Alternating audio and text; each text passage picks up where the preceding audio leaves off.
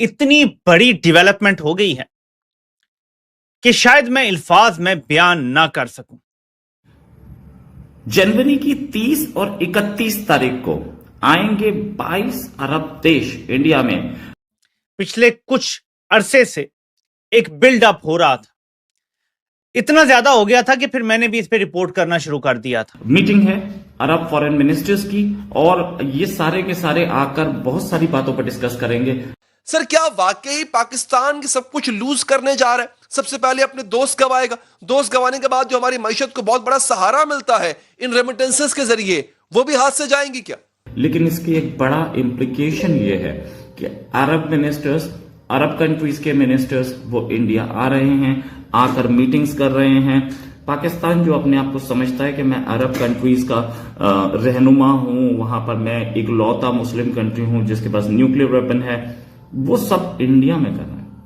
हम तो बड़ा आलम इस्लाम के चैंपियन और अपने न्यूक्लियर वेपन को इस्लामिक बॉम्ब और पता नहीं क्या क्या हम कहा करते थे, लेकिन अभी ये पता चल रहा है कि the Indians are more closer with the Islamic world as compare to Pakistan. कहा यह जा रहा था कि पाकिस्तान में इन्वेस्टमेंट आ रही है, इंडिकेटर्स बेहतर हो रहे हैं, लेकिन सिचुएशन इससे बरक्स क्यों है सेठी साहब?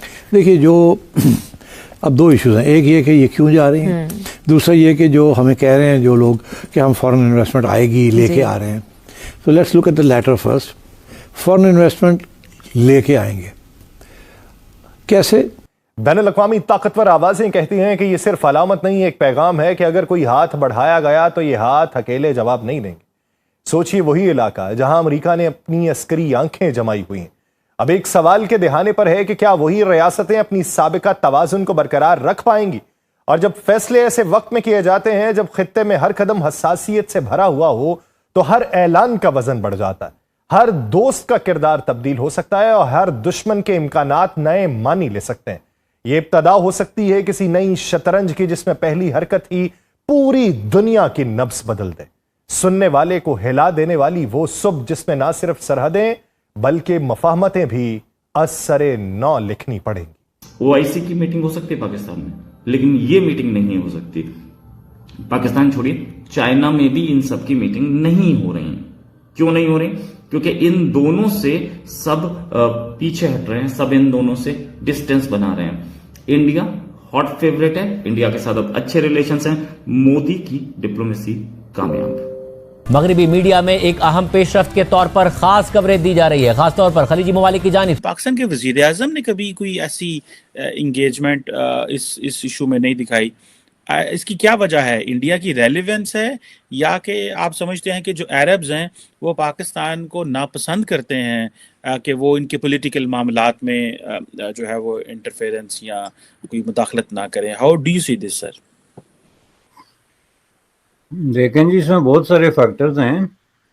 एक फैक्टर ये भी है जो आखिर में जो आपने अरब्स की डिसलाइकिंग की बात की है, लेकिन मेरे ख्याल में सबसे बड़ा फैक्टर जो है वो पाकिस्तान की पॉलिसी है।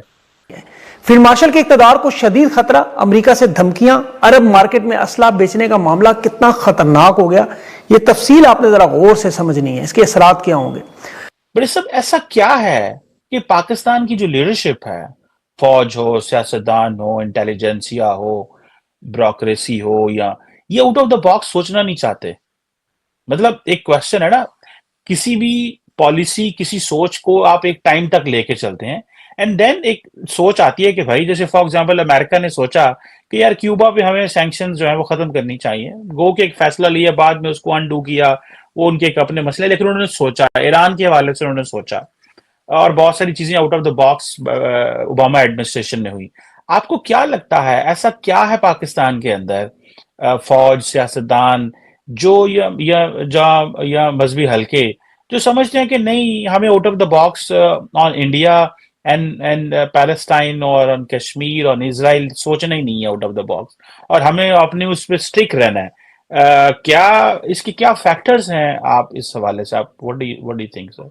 पाकिस्तान ने ये डिक्लेयर किया कि ये हमारा उसूली मौक़िफ़ हो या ना हो, तुम हमारे दुश्मन हो, आप बैल मुझे मार, ना लेना ना देना, ना बॉर्डर मुश्तरक, ना मजहब मुश्तरक, ना मैशियत, कोई ताल्लुक ही नहीं है। उसको चैलेंज कर दिया कि हमारे दुनिया में दो दुश्मन हैं, एक इंडिया और दूसरा इसराइल। चैलेंज कर दिया बाकायदा। पाकिस्तान की सारी डॉक्यूमेंटेशन देखें, इनके जो रहनुमा हैं, जो क्लैरिक ऑर्गेनाइजेशन हैं उनको छोड़ें, लेकिन जो सरकारी हैसियत रखने वाले लोग हैं, वो प्राइम मिनिस्टर हो या फॉरेन मिनिस्टर हो, उनकी तकारीर उठा के देख लें। ये जो बेशुमार कॉन्फ्रेंसेस हुई फ़लस्तीन के हवाले से पूरी दुनिया में, इंक्लूडिंग यूनाइटेड नेशन, उसमें पाकिस्तान की तकारीर, पाकिस्तान ने डिक्लेयर किया कि इजराइल हमारा दुश्मन है। और इस हद तक आगे चला गया कि जब अरबों ने, जो बुनियादी तौर पे इस मसले के फरीक हैं, और मैं समझता हूं कि फ़लस्तीन का मसला इसराइल अरब मसला है, अरब सारे उसमें फरीक हैं किसी न किसी तरीके से। कहीं उन्होंने फ़लस्तीनियों को पनाह दी हुई है, कहीं वो उनकी सपोर्ट करते हैं, कहीं वो उनके लिए बॉर्डर खुले हैं।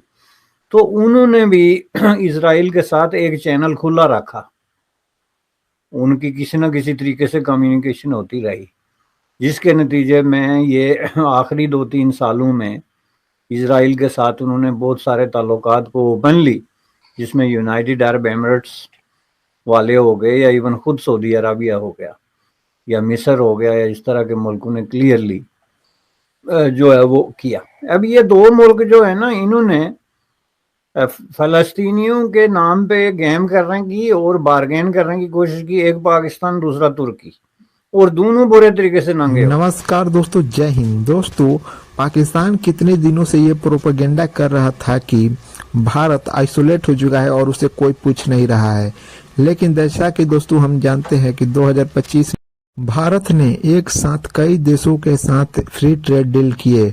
वहीं 26 जनवरी को यूरोपियन यूनियन के साथ फ्री ट्रेड डील होने जा रहा है। तो वहीं दोस्तों एक और बड़ी खबर आई जिसमें बताया जा रहा है कि अब अरब कंट्री भी भारत आ रही है।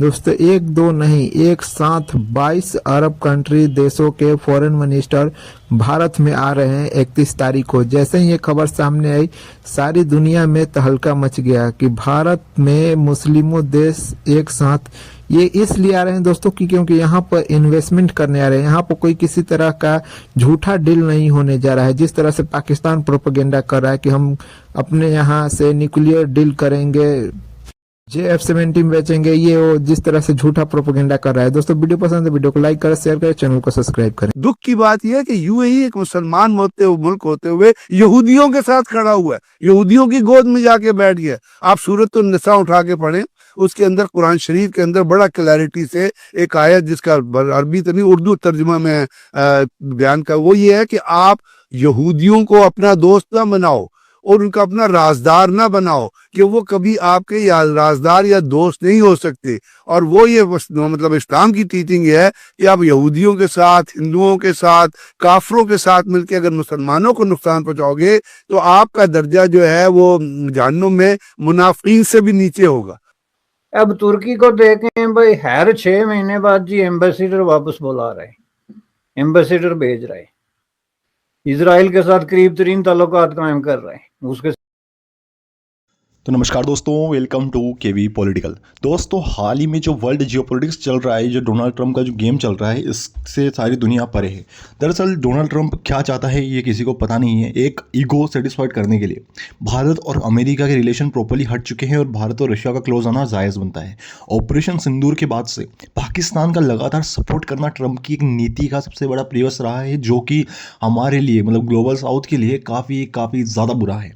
दरअसल डोनाल्ड ट्रंप अपनी अथा पावर का यूज़ करके न जाने कितने ही देशों को धमकाने का प्रयास कर रहे हैं और इस स्थिति में उनका ये मानना है कि भारत भी उसी रक्षे कदम पर आ जाएगा। लेकिन भारत अपनी नेशनल पॉलिसी लेके चलता है, इसलिए भारत ने अपनी जियोपॉलिटिक्स और अपनी पॉलिटिकल अफेयर्स को इसके बीच आने नहीं दिया और भारत जिस लेवल पे खुद को चाहता है उस लेवल पे खुद को लेके जा रहा है। भारत को किससे भी मतलब नहीं कि किस कंडीशन में क्या किया जाए। ऐसी कंडीशन में डोनाल्ड ट्रंप का गुस्सा जायज़ बनता है और डोनाल्ड ट्रंप का मानना है कि पीएम मोदी ने डोनाल्ड ट्रंप को कॉल भी नहीं किया है। तो डोनाल्ड ट्रंप का जो गुस्सा है उसे सेटिस्फाइड करना काफ़ी अलग बात है। एक ऐसा नेता जिसके पास वर्ल्ड की सबसे बड़ी सुपर पावर हो, सबसे बड़ी मिलिट्री पावर हो और ये चीज़ें होने के बाद वो अगर बिल्कुल सनकी सा हो जाए तो वो पूरे जियोपॉलिटिक्स को हिलाने का प्रयास कर सकता है। कोई भी नेता उसके अंडर आ नहीं रहा है। अपने सारे एलाइज के साथ उसने रिलेशंस खराब कर दिए हैं, जबकि जो संबंधित देश थे उनके साथ भी उसने खराब करने का काम किया है। पाकिस्तान जो कि तलवे चाटने में सुपर पावर बन चुका है, उसने अमेरिका के साथ जाके चाट लिए डोनाल्ड ट्रंप के तलवे कि हम आपको सपोर्ट करेंगे। और पाकिस्तान का यूज़ अजर करते हैं ना कि किसी के कंधे पे रख के बंदूक चलाने का जैसा काम है, पाकिस्तान का उपयोग कर रहे हैं वो ईरान के खिलाफ जाने के लिए। तो ऐसी कंडीशन में ईरान और पाकिस्तान के बीच में जो संबंध इस्टेब्लिश हुए हैं उनको भी देखा जाना काफ़ी इंपॉर्टेंट हुआ। खैर वर्ल्ड जियोपॉलिटिक्स काफ़ी अलग लेवल पर जा चुकी है। भारत और चाइना के संबंध बन रहे हैं, भारत अपने संबंध स्थापित कर रहा है बड़े ही लेवल से, और ये भारत की जियोपॉलिटिक्स को एक नया मोड़ देने का प्रयास कर रहा है। खैर इस पर आप लोगों की क्या राय है कमेंट सेक्शन में ज़रूर बताएं। जय हिंद।